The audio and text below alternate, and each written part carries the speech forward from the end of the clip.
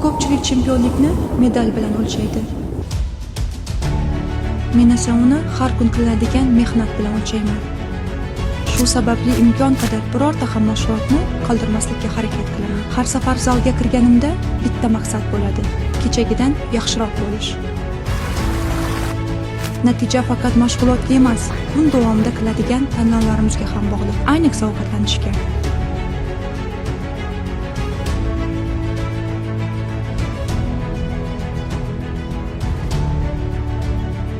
Mashg'ulotdan keyin odatda murakkab retseptlar bilan vaqt yo'qotishni yoqtirmayman.